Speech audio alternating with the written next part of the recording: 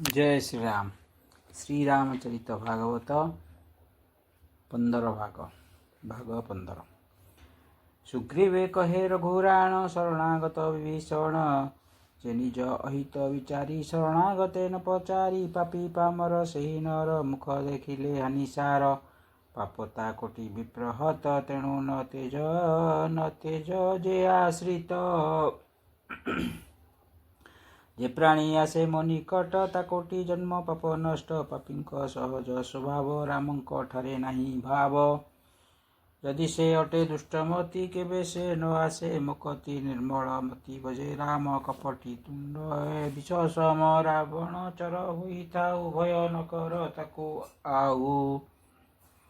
संसारे जते निशाचरे निमिषे लक्ष्मण संहारे। भयरे पसे जे शरण आदरे जन्ने निज प्राण।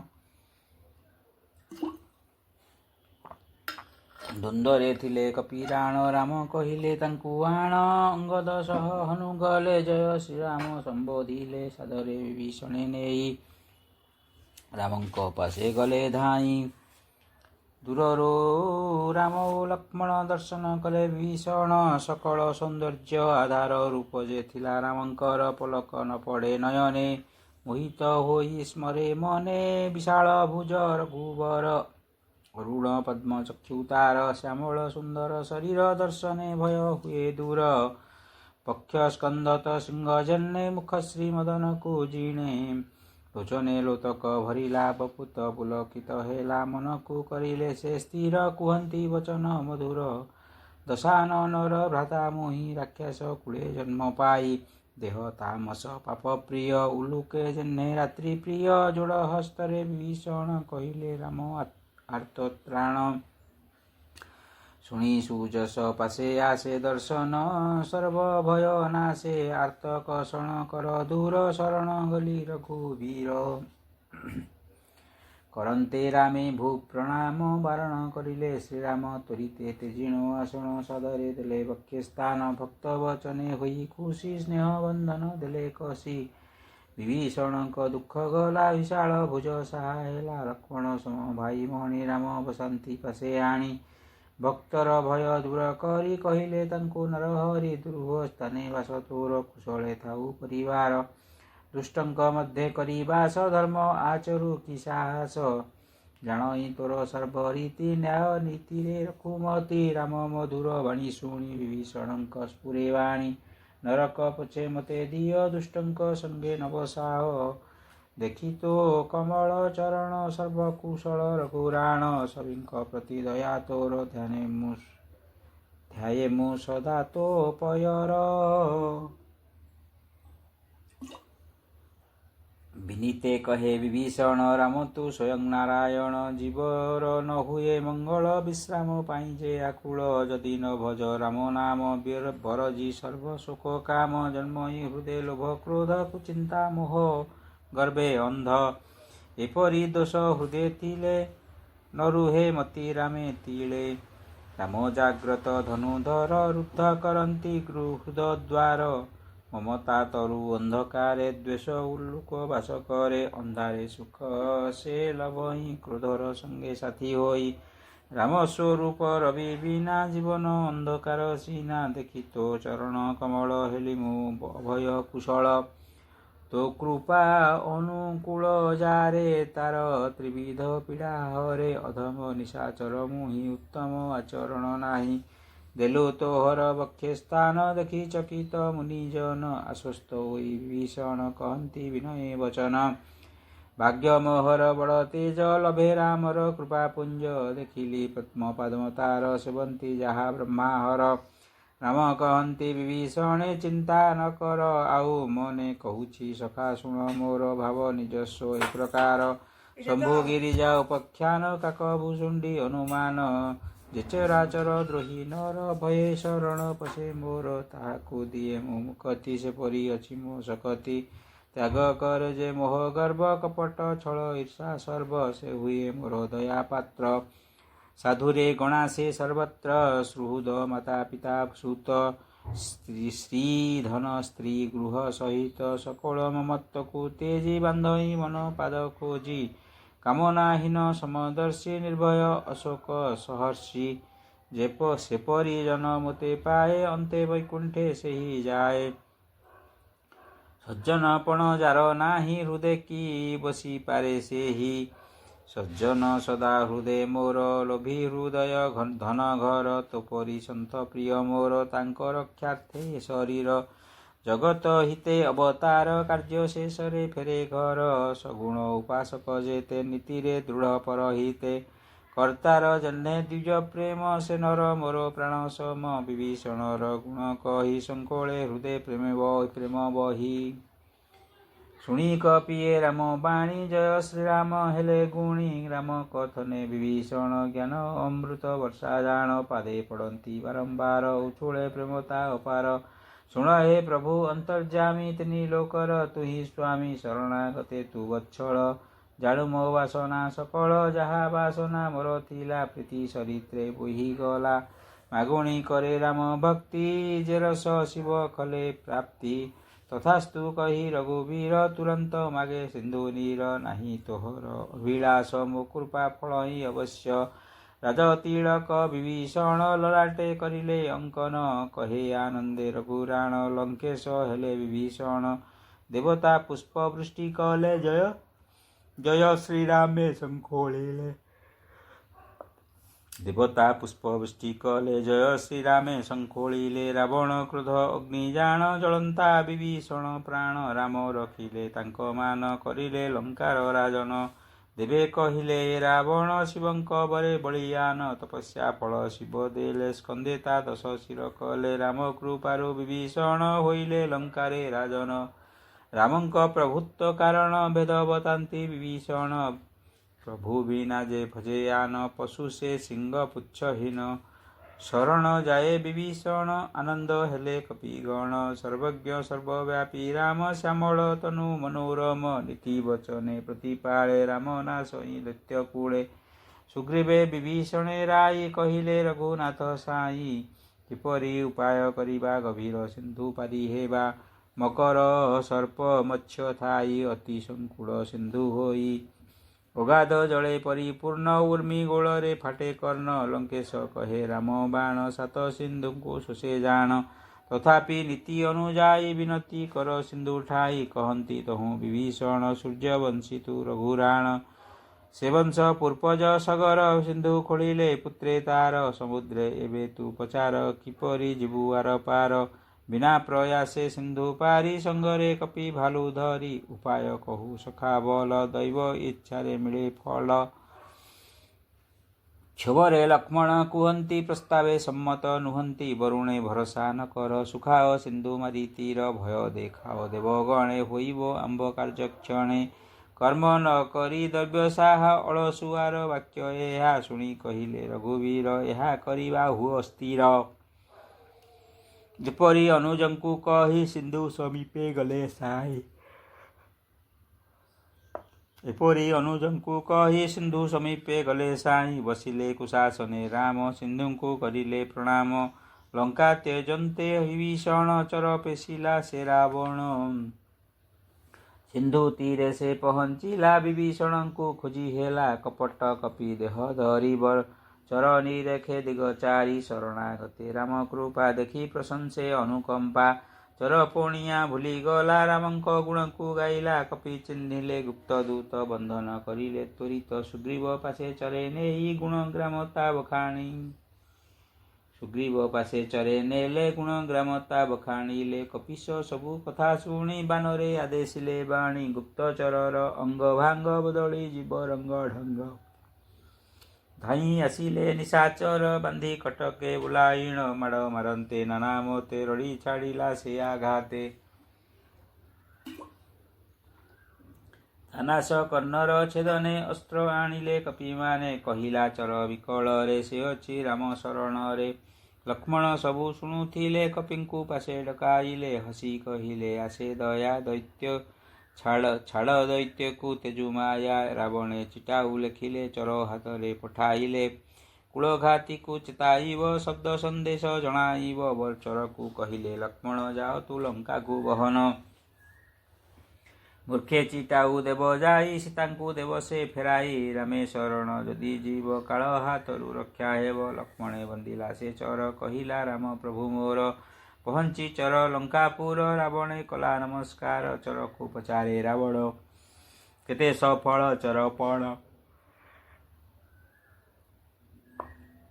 ରାମ ଶରଣେ ବିଭୀଷଣ ମୃତ୍ୟୁ ଆସିଲା ତାର ଜାଣ ମୂର୍ଖ ସେ ଲଙ୍କାକୁ ଛାଡ଼ିଲା ଅଭାଗା ସେଠି କୀଟ ହେଲା ପପି ଭଲ୍ଲୁକ ଯେଉଁପରି ସମ୍ଭବ ନୁହେଁ ସିନ୍ଧୁ ପାରି ସେ ସେନା ପ୍ରାଣକୁ କେବଳ ରକ୍ଷା କରିଛି ସିନ୍ଧୁ ଜଳ ଲଙ୍କାର ଚାରିପଟେ ସିନ୍ଧୁ ଆସିବ ଯଦି ବନ୍ଧ ବାନ୍ଧୁ ମହାସମୁଦ୍ର ଦ୍ୱୀପେ ଥାଇ ରହିଛି ସୁରକ୍ଷିତ ମୁହିଁ ତୁଇ ତପସ୍ୱୀ କଥା କୁହ ମୋ ଭୟେ ଥରେ ଯାର ଦେହ ଚର କୁହନ୍ତି ବିଭୀଷଣ ନିର୍ଭୟ ଅଛି ସେଠି ଜାଣ ନ କହି ତାଙ୍କ ତେଜ ବଳ ହେଲାଣି ଚିତ୍ତ ତୋ ଚଞ୍ଚଳ ତୋ ଭ୍ରାତା ରାମଙ୍କୁ ଭେଟିଲା ରାଜ ତିଳକ ପ୍ରାପ୍ତ ହେଲା ରାବଣ ଚର ଜାଣି ମୋତେ ବାନ୍ଧି ମାରନ୍ତି ନାନା ମତେ ଆସିଲେ ନାଶା କର୍ଣ୍ଣ କାଟି ଲକ୍ଷ୍ମଣା ଦେଶେ ଗଲେ ହଟି କହୁଛି ରାମ ସେନା ବ୍ୟାଖ୍ୟା ଅବର୍ଣ୍ଣନୀୟ କୋଟି ସଂଖ୍ୟା ନାନା ବର୍ଣ୍ଣର ଭାଲୁ କପି ବପୁ ବଳରେ ସେ ପ୍ରତାପୀ ଦିଶନ୍ତି ବଡ଼ ଭୟଙ୍କର କରିବେ ଲଙ୍କା ଛାରକାର ତୋ ସୁତ ହନ୍ତା ଲଙ୍କା ଜଳା ସବୁଠୁ ଦୁର୍ବଳ ସେ ବଳା ଅସଂଖ୍ୟ ଯୋଦ୍ଧା ବିକଟାଳ ତାଗେ ନ୍ୟୁନ ଲଙ୍କା ବଳ ନୀଳ ବିକଟାସ୍ୟ ଦିବିନ୍ଦ ନଳ ମୟନ୍ଦ ଯେ ଅଙ୍ଗଦ ଗଦ ଦଧି ମୁଖ ନିଷଠ କେଶରୀ ଜାମ୍ବବାନ ଷଠ କୁଆର କେ ବଳିୟାନ କମ୍ପାନ୍ତି ଗଗନ ପବନ କପି ଯେ ସୁଗ୍ରୀବ ସମାନ ସଂଖ୍ୟା ତାଙ୍କର ଅଗଣନ ରାମ କୃପାରୁ ବଳିୟାନ ତ୍ରିଲୋକ ମଣେ ଅତିହୀନ ଶୁଣିଲି ଯାହା ହେଜକର କପି ନାୟକ ମହାବୀର 18 ପଦ୍ମ ବଳ ତାର ତାଗେ ଲକ୍ଷେ ହସ୍ତି ଛାର କପି ସେନାରେ ଯେତେ ବୀର ହରାଇ ଦେବେ ସେନା ତୋର ମନ୍ଥନ୍ତି କ୍ରୋଧାନ୍ୱିତେ ହାତ ନ ପାଇ ରାମଠୁ ସଂକେତ ଶୋଷିବେ ସତେ ସିନ୍ଧୁ ନୀର ତା ସାଥେ ମତ୍ସ୍ୟ ଓ ମକର ଗିରି ଉପାଡ଼ି ସେ ଶିଳାରେ ବାନ୍ଧିବେ ସିତୁ ସାଗରରେ ଗର୍ଜି କୁହନ୍ତି ସର୍ବେ ମିଳି ରାବଣେ ପାଦେ ଦେବା ଦଳି ନିଶଙ୍କେ କରନ୍ତି ଉତ୍ପାତ ଧ୍ୱଂସ କରିବେ ଲଙ୍କା ସତ ଚର ବର୍ଣ୍ଣନ୍ତି ସୈନ୍ୟ ବଳ ନାହିଁ ତାହାର ଥଳକୂଳ ବଳୁଆ ଭାଲୁ କପିଗଣ ରାମଙ୍କ କର ଶିରେ ଜାଣ ରାବଣ ମୋର ବାର୍ତ୍ତା ଶୁଣ ସେ ସେନା ଜିତେ କୋଟି ରଣ ବୁଦ୍ଧି ବଳରେ ରାମ ଖଣି ତା ଗୁଣ ନହେବ ବଖାଣି ବାଣକେ ସିନ୍ଧୁ ସୁଖାଇବ ଲଙ୍କାରେ ତା ସେନା ପଶିବ ତୋର ଅନୁଜ ଉପଦେଶେ ଚଳିଲା ରାମ ସିନ୍ଧୁ ପାଶେ ସାଗରେ ରାମ ଭରସିଲା ଜଳରେ ପଥ ସେ ମାଗିଲା ସହାସ୍ୟ ରାବଣ କହିଲା କପିର ସଙ୍ଗେ ବନ୍ଧୁ ହେଲା କିହୀନ ବୁଦ୍ଧି ତାର ଆହା ତହିଁକୁ ପୁଣି ଦୈତ୍ୟ ସାହା ସହଜେ ଭୀରୁ ବିଭୀଷଣ ତେଣୁ ଏ ବୁଦ୍ଧି ଦିଏ ଜାଣ ସାଗରେ ଡରି ଯାଏ ନଈ ସେନାକୁ ବାଟ ଦେବା ପାଇଁ ମୂଳ ତୁ କହୁଛୁ ବଢ଼ାଇ ତା ବଳ ବୁଦ୍ଧି ଜାଣିଲଣି ଦୂତ ଜାଣି ତା ମୂଢ଼ପଣ ଚିଟାଉ କରିଲେ ଅର୍ପଣ କହିଲେ ଲକ୍ଷ୍ମଣ ଲିଖନ ପଢ଼ ଏହାକୁ ଦେଇ ମନ ରାବଣ ନିଏ ବାମ ହାତେ ରଖେ ସେ ଚିଠି ମନ୍ତ୍ରୀ ହସ୍ତେ ପତ୍ରେ ଲକ୍ଷ୍ମଣ ଲେଖେ ଯାହା ପଢ଼ି ଶୁଣାନ୍ତି ମନ୍ତ୍ରୀ ତାହା ତୁଷ୍ଟ ଗର୍ବରେ ବଡ଼ ଭାବୁ ନିଶ୍ଚେତ କୂଳ ବୁଡ଼ାଇବୁ ଶ୍ରୀରାମେ କରିଲେ ବିରୋଧ ରାବଣ ନିଶ୍ଚୟ ହେବୁ ବଧ ତ୍ରିନାଥ ଦେବଙ୍କ ଶରଣ ନ ଦେବ କିଛି ଫଳ ଜାଣ ବ୍ରହ୍ମାଙ୍କ ବର ତୋ ନିଷ୍ଫଳ ଅଧର୍ମ କଲେ ଲଭୁ ଫଳ ହେୟରେ ଶୁଣିଲା ରାବଣ ମନ୍ତ୍ରୀ ପଢ଼ନ୍ତି ଚିଠି ପୁଣ ମାନତେ ଜିତୁ ଏବେ ଆସ ଯାଅ ଶରଣ ରାମ ପାଶ ଜିପାଦ ପଦ୍ମେ ବିଭୀଷଣ ଭକ୍ତିରେ ସେବେ ଅନୁକ୍ଷଣ ଭୃଙ୍ଗ ପରାୟ ସେ ପାଦର ସୁରଭି ଘ୍ରାଣ ଶିର ନହେଲେ ରାମ ବାଣାନଳେ ଦୁଷ୍ଟ ତୁ ଜଳିବୁ ସମୂଳେ ରାବଣ ହୃଦେ ଉଦେ ଭୀତି ମୁଖେ ଦେଖାଏ ମିଛ ତାତି ବିହସି କହେ ଦଶାନନ ସାନ ତପସ୍ୱୀ କଥା ଭାଷା ଶୁଣ ଧରାରୁ ଧରିବ ଗଗନ ଦିବା ସପନ ଦେଖେ ଜାଣ ସୁକ ନାମଙ୍କ ସେହି ଚର କୁହନ୍ତି ସତ୍ୟ ଏ ଖବର ଗର୍ବ ତୋ ତେଜିଲେ ବୁଝିବୁ ରାମଙ୍କ ପ୍ରତାପ ଜାଣିମୁ କ୍ରୋଧ ତୁ ପରିହର ସ୍ୱାମୀ ରାମ ବିରୋଧୀ ନର୍କ ଗାମୀ ସାକ୍ଷାତ କଲେ ତାଙ୍କୁ ତୁ ହିଁ କୃପା ବର୍ଷିବେ ନିଶ୍ଚୟ ସେ ହି ନଧରେ କିଛି ଅପରାଧ। ଅନ୍ତରେ କଲେ ଅନୁରୋଧ ରାମଙ୍କୁ ସୀତା ଦିଅ ନେଇ ଏତିକି ମାତ୍ର କର ତୁ ହିଁ ଶୁଣି ରାବଣ କୋପ କଲା ଦୂତକୁ ଶକ୍ତ ଲାତ ଦେଲା।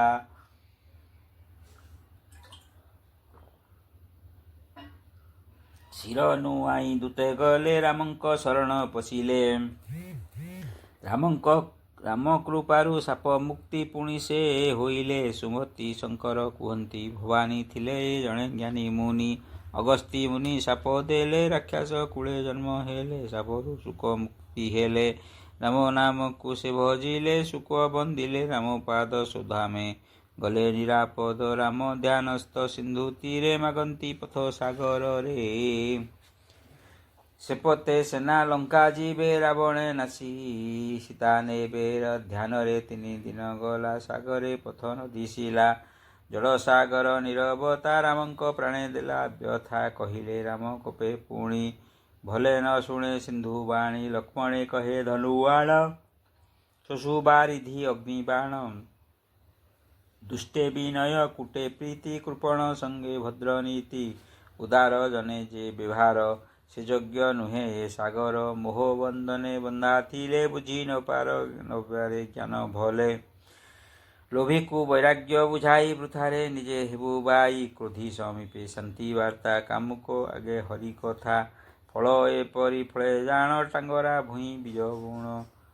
କହିଣ ରାମ ଗୁଣ ଟାଣେ ବ୍ରହ୍ମାଣ୍ଡ ଟଙ୍କାରକୁ ଶୁଣେ। ଲକ୍ଷ୍ମଣ ହୋଇଲେ ହର୍ଷିତ ତାଙ୍କର ଅନୁମାନ ସତ। ବରୁଣେ ସନ୍ଧାନ କରିଲେ ଅଗ୍ନି ବାଣକୁ ସଂଯୋଗିଲେ। ମକର ସର୍ପ ମତ୍ସ୍ୟ ଯେତେ ବ୍ୟାକୁଳ ହେଲେ ଅଗ୍ନି ତାତେ। ସର୍ବତେଜିଣ ବିପ୍ର ରୂପେ ତାଙ୍କୁ ରାମଙ୍କୁ ମିଳେ ସିନ୍ଧୁ ଆପେ। ଅଞ୍ଜଳି ଭରା ମୁକ୍ତାମଣି ସମର୍ପି ଦେଲା ନମେ ପୁଣି।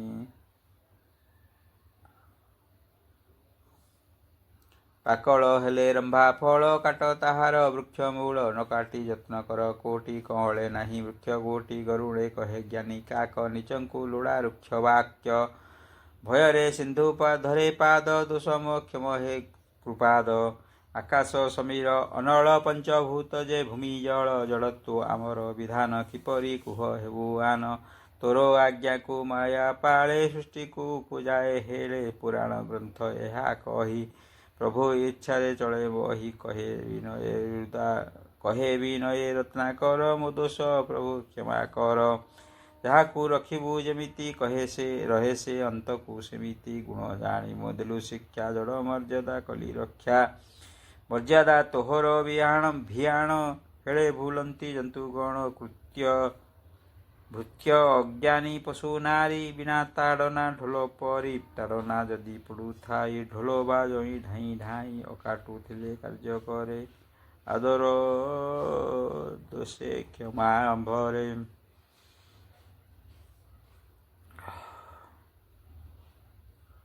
ଆକଟୁ ଥିଲେ କାର୍ଯ୍ୟ କରେ ଆଦର କଲେ ବସେ ଶିରେ। ପ୍ରଭୁ ପ୍ରତାପେ ସେତୁ ହେବ ସହଜେ ସେନାନୀ ଚଳିବ। ଗୌରବେ ମୋର ନାହିଁ ଆଶା ଆଜ୍ଞା ପାଳନେ ମୋ ଭରସା। ଶାସ୍ତ୍ରୋକ୍ତ ଶୁଭ ବିଧି ଯାହା ଶୀଘ୍ର ଆରମ୍ଭ କର ତାହା। ଶୁଣିନ ସାଗର ବଚନ ହସି କୁହନ୍ତି ଶ୍ୟାମ ଘନ।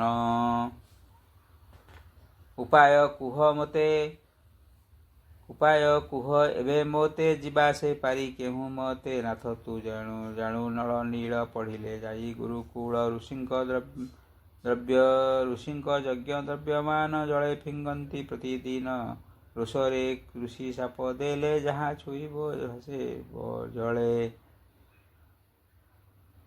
ସେ ସାପ ଆଶୀର୍ବାଦ ହେବ ସାଗରେ ଶିଳା ବି ଭାସିବ। ଦୁହେଁ ଛୁଇଁଲେ ଶିଳାଗିରି ଭାସିବ ତାହା ସୋଲ ପରି। ପ୍ରଭୁ ପ୍ରଭୁତ୍ୱ ହୃଦେ ଧରି ସେତୁ ରଖିବି ସ୍ଥିର କରି। ଏବେ ସିନ୍ଧୁରେ ସେତୁ ହେଉ ତ୍ରିଲୋକେ ଯଶ ତୋର ରହୁ। ତୁଣିରୁ ବାହାରିବା ସର ଉତ୍ତର ତଟେ ଲକ୍ଷ୍ୟ କର। ନିବାସ ତାହା ପାପୀଙ୍କର ତୋଷର ନାଶୁ ପାପୀ ନର। କୃପାଳୁ ଶୁଣି ସିନ୍ଧୁ ଗିର ନାଶନ୍ତି ପାପୀ ମାରିସର। ରାମ ପୌରୁଷ ବଳ ଦେଖି ସାଗର ହେଲେ ଅତି ସୁଖୀ। ପାପୀଙ୍କ ଗାଥା ଶୁଣାଇଲେ ଚରଣ ବନ୍ଦୀ ଫେରିଗଲେ। ରାମଚରିତ ପାପ ହରେ ଶ୍ରବଣେ ମନେ ସୁଖ ଭରେ।